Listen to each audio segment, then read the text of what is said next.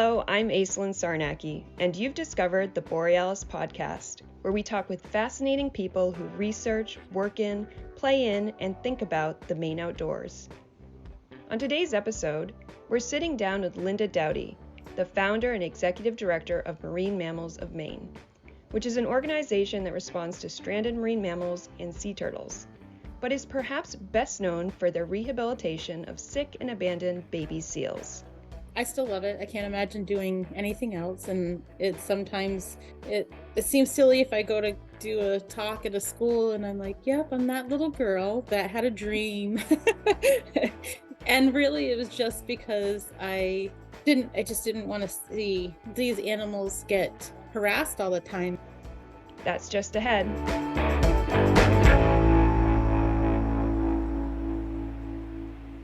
Production support of Borealis is provided by the Nature Conservancy in Maine and Poland Spring, and listeners like you. Thank you. In addition to caring for sick and injured animals, Marine Mammals of Maine conducts marine research, collaborating with scientists across the state, and works to educate the public. Lynda Doughty runs the small, committed team, which works out of a facility in Brunswick. The building is off limits to the public, but in late spring, I was allowed to visit to see the work that goes on behind the scenes. Now in late fall, I'm catching up with Doughty to see how the summer has gone. It was a remarkable experience to be able to visit you at Marine Mammals of Maine Rehab Center for our story on Borealis. I know it's not typically a place open to the public because you're doing hard work all day with these wild animals, but to be able to see you, like the behind the scenes, was so special. I was just wondering, because you were taking care of 11 baby seals at the time when we visited kind of late spring, and it was just nonstop. So I'm just wondering now, months later, I'm super curious what happened to all of those 11 seals. Did they make it? Not all of them made it. A couple of the animals had, and we hit this even in the wild population. So that's, around 20,000 harbor seal pups are born every year in the Gulf of Maine. And so not all of those pups are going to survive. And we see that in the rehab setting too, is that we have a lot of pups that may come in and need care, but some of those animals don't make it. So, for instance, some things that are underlying that we've always kind of wondered, how do we kind of tackle these things differently? But umbilical infections, that sometimes they come in and they're still harboring umbilical infections, and we put them on antibiotics. You can't see the infection. You can't see it in their blood work, but potentially that they're harboring this infection, and then it just escalates, and then it's when it's to the point of they start showing signs that they're not feeling well, and then it's really upon necropsy that we see, man, it's just one of those places that's hard for antibiotics to tackle to get to the infection. But I'm assuming some of them did make it. And yes, so some of them do make it. And I will say in particular, there's some animals that even, not every pup that goes through something when they get here always not make it. So sometimes they come out of it. So for instance, one of the animal pups that we had responded to, it was on Hurricane Island, and actually there was the Outward Bound group that was out there and found the seal pup, and it was wedged in some rocks. They were doing some tidal surveys. We were able to respond and collect that animal for rehabilitation, and she came in and she seemed strong at first, and then she started to go downhill, and infection had started to set in. And we were like, she was getting to that point. I'm like, oh no, is she not gonna make it through this? Like literally you're coming in every 3 or 4 hours. And it's tough when you get down to animals that are ailing. They need very frequent care. And then she started to turn around, and we were like, okay, here we go. Her body is responding. She wants to fight. She's strong, she's getting stronger, and she came out of it with flying colors. And so those are the cases that kind of stick with you a little bit more, because it's wildlife doing what they're trying to do, and that's survive. For dependent pups for harbor seals, getting immunity from mom's milk is the best for that animal to fight off future infections, because their first year of their life, they're exposed to, once they're not with mom anymore, they're exposed to a lot of things in the environment that could potentially, that's why they have the highest mortality rate their first year of life. And so when a dependent pup that comes in, that's why we want people not to intervene as much. We want mom and pup to have the best time to reunite and have care, so that we're not having to bring in a lot of abandoned animals, because the longer they're with mom in that nursing period, the stronger that animal will be for the future. If they come into us really early, they haven't really had a lot of that mother's milk to help fend off their, keeping their immunity stronger. And so they come in here, they don't have a lot of that, and then potentially they're exposed to other things that maybe other pups have, and so it makes it a little tougher for them in the rehab process. Yeah, and you guys are working so hard to kind of replicate the mother's milk. I noticed while I was there, creating that slurry of I don't even know, fish and all of these vitamins, and really doing your best to try to replicate that, but it can't be the same exact thing. Yes. So. It's a different smell around here this time of year too, when it's not during pup season. Your clothes smell differently, your hair smells differently. It seems like there's quite a pattern that happens throughout the year there, as far as you have that crazy season in the spring. What is it like? Yeah, what is that schedule like? Yeah, so the pups get my undivided attention for their pupping season, because every feeding has to be potentially individually figured out for them, depending on how the animal's doing. So that's almost 300 to 500 feedings a week, so it's very intense for those time periods. And then once we get to being the animals a little bit more independent, we want more hands off as they become more independent, and getting them ready to be released back into the wild successfully, we start to cut down on how much time they're feeding. So we're giving them more food during, and then backing off on the feedings, because the goal is they're opportunistic feeders in the wild. And so some days they may decide to eat and sometimes they might not. So it's a balance of trying to continue to get weight on these animals, but also not have them realize that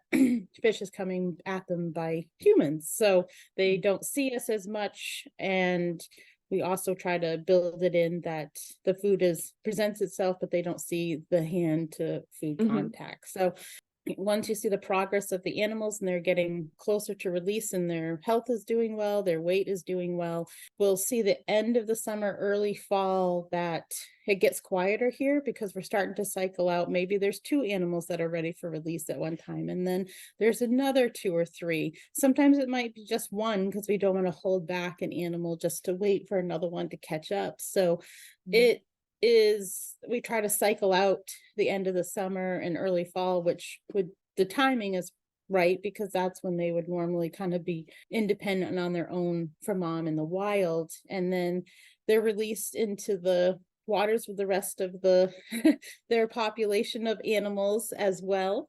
And then we hit fall, and sometimes we'll see an influx of animals that are not successfully thriving in the wild, and we'll see more respiratory cases of animals that it just seems to be the nature around October, end of September, that tied in with some storms. If you have an animal that's kind of slow and not doing great, and then a big storm comes through, it might throw out some exhausted animals out there. And so we may see an influx of harbor seals mostly that show up around that time. And then once the pupping, mating, breeding season stops happening in the Gulf of Maine, the animals start to disperse, because that's really what drives them to come together and continue their population and continue to survive and keep their population going. So you start to see them disperse in late fall,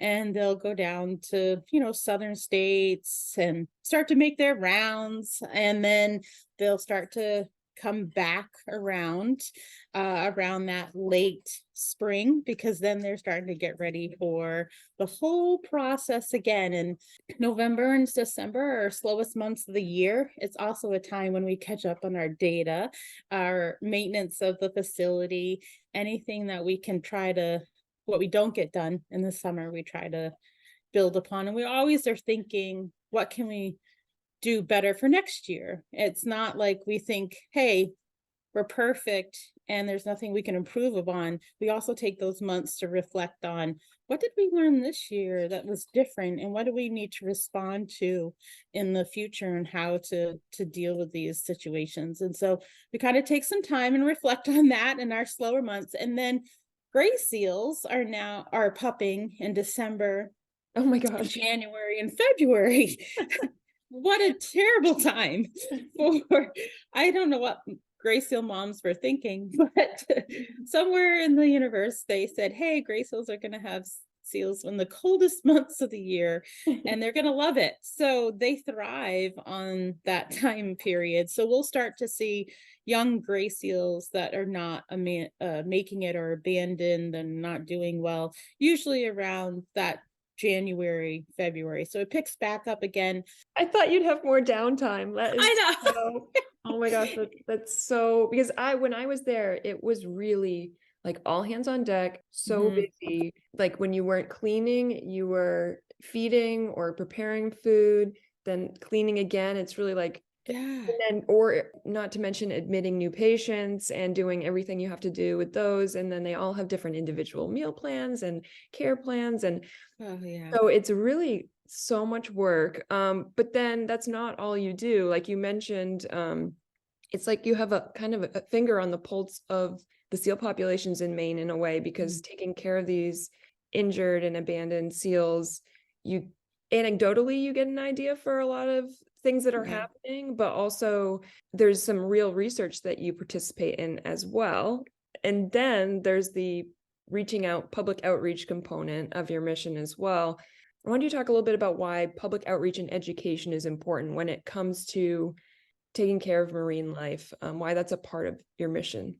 Yeah, so I have to say, when I first started doing this, I did all the wrong things when a seal showed up on the beach. So that's kind of what started the process in my mind. And then really that's driven, there's so many people like that out there, that I think there's sometimes that's been presented at places where these animals may be, at a zoo or aquarium or on TV, that it's warm and fuzzy and you just go up and kind of hug baby seals.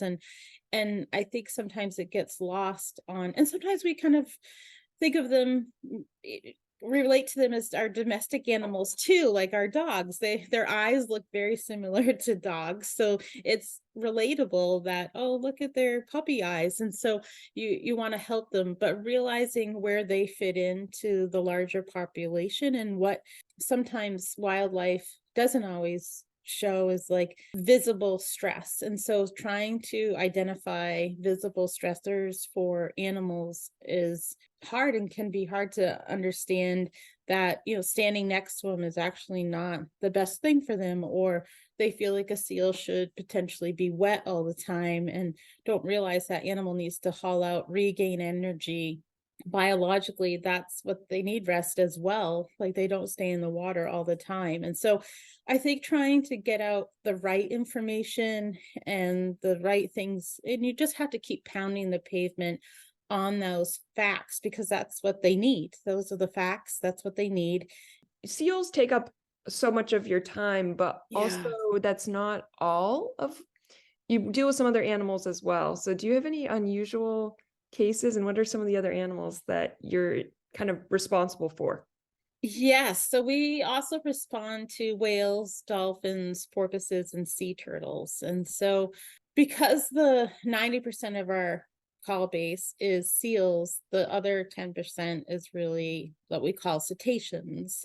For sea turtles, we'll see mostly leatherback and loggerheads. We don't have the other species that mainly get cold stun in Massachusetts, but sometimes we'll get reports of leatherback and sea turtles in the Gulf of Maine. Really depends on if we have a good jellyfish year, it seems like, because that's primarily what they feed on. And sometimes it's very small and minimal. It might be 0 calls some years, and then it might be 6 or 7 calls. And then the other species is whales, dolphins, and porpoises. And some people are like, we have dolphins in Maine? And I was like, yeah, actually, we have white-sided dolphins, are probably our most common dolphin. And we also have other species of dolphin, like a striped dolphin or a white-beaked dolphin. So there's other species, you might not see them as much just because they're not as coastal, but we have harbor porpoises as well. And then different species of whales, mostly minke and humpbacks. You've been passionate about helping marine animals for a long time, and I think it's such a great story. And I was just curious if you minded sharing that. Yeah, this one gets me all the time. I know, it's still hard to believe. I still feel like I'm the little kid that's trying to just make it work. So I was born and raised in Maine, and I knew at a young age what I really wanted to do. And that's, again, finding a seal pup on a beach. And it was my grandparents' beach, and I did all the wrong things because as a kid, you think that you know everything. And so that stayed with me, and it didn't go away. I just knew what I wanted to do. I just didn't know if I was going to be able to do it. And part of that, there was nothing in Maine at the time that could, did this work. And so I struggled. I floundered a little bit on how to get there. I remember my mother calling Nan Hauser, who lives in Brunswick, and she worked with whales at the time, and she was a nurse, was her real job. And so I went to one, she talked to my mom, and she's like, well, she really needs to volunteer. I did take her advice, and I started to just start pounding the pavement and trying to find places. I did go to school for marine biology, and I also have a love for lobsters and being on boats as well. So that kind of tied in. And then I started my first real volunteering job for a group that had recently opened up in Maine at the time. And I remember the first day I cried after, because I thought maybe I'm not going to be good at this, because I don't know, I'd put the box of fish on something and I wasn't supposed to. And they said, you're not supposed to put it there. And I was like, oh no, I did something wrong. And that means they're probably not going to want me back. And, when you just want to do something so well, you just kind of probably make it worse by trying too hard sometimes. And so it took time. And I also felt internally, I felt like I was in the right place. And I just kept working through that and just doing all the jobs that no one wanted to do, because it wasn't just, I didn't just start working with animals. Like, you got to do all the gross stuff of cleaning up seal poop and doing a lot of cleaning and doing all the stuff that, going and doing fish runs, things that actually was not, but keeping your mind open and being aware of what was going on around and just listening, instead of being that one person that asking a million questions, just listening, taking in. And I had, a great mentor, and I still talk to her to this day. She was very compassionate in how she worked with the animals, how she dealt with the animals. And I never thought I'd be in the position I am now. I just know that I was, passionate about there being a group that could be there for these animals. And so I went out on a lot of cases. I don't think there's a beach that I haven't been on in our coverage area, or a place I could probably tell you to go down to a rock and then take a left there and then go down to the, where the next sign, and, I can just visually see where the places. And it just took like getting experience and doing it tough thing was I didn't get paid. And so I was still going to school, still holding multiple jobs and making that all happen.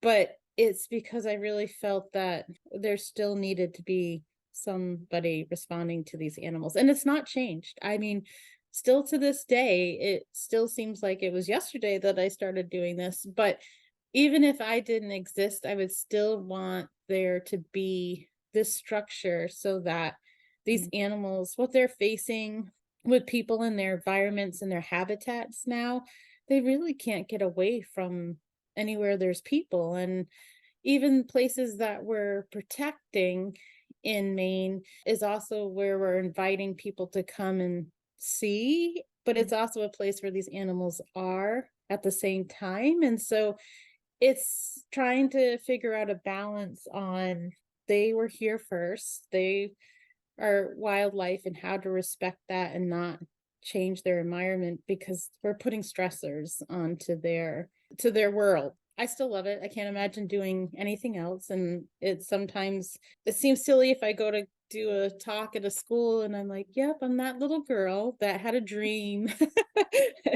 And really it was just because I just didn't want to see these animals get harassed all the time. I mean, I've been on places where kids were beating a seal pup with rocks and a stick, and that was probably my first real hard reality of that was actually happening in front of me, instead of you would hear people like you'd go up to an animal and people say, oh, these people were bothering it and these people were doing this, but it wasn't actually happening at the time I was there. But to walk up and see that in the act really, first of all, I was wondering where the parents are and why were these kids thinking it's okay to do this to a defenseless wild animal, especially a young seal pup that had no aggression whatsoever. So there's cases like that that make me feel very protective of the work that we're doing, because it's trying to protect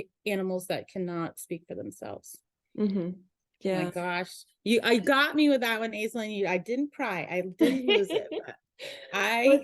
I just think it's so cool that for such a long time you've known what you wanted to do and made it happen, and that you're so passionate about it really comes across, not just from you, but also from your team. I feel like everybody that works there is passionate about it, and all the volunteers that we've met for the story as well that have kind of become a part of that unit, they're all super passionate about it. And it's such hard work that you have to really care about it.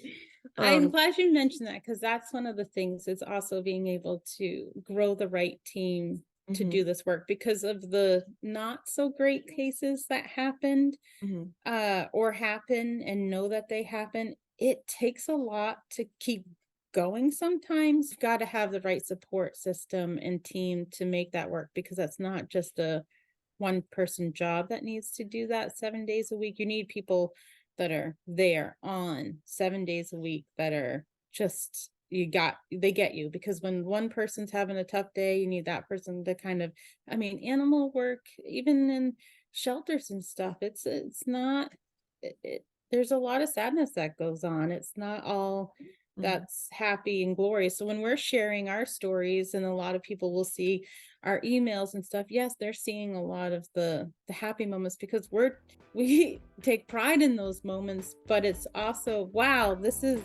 these are the moments, these are the ones we want to celebrate and be happy, because we know how much on the other end has been hard to work with. So there's so much sadness that goes in the world right now. Just to have some happy stories is always nice to share. You can follow Marine Mammals of Maine on Facebook, or check out their website at MMoM.org.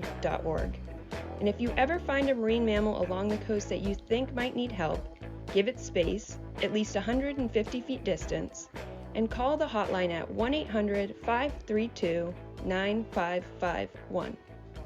I'm Aislinn Sarnacki. Thank you for joining us on the Borealis Podcast.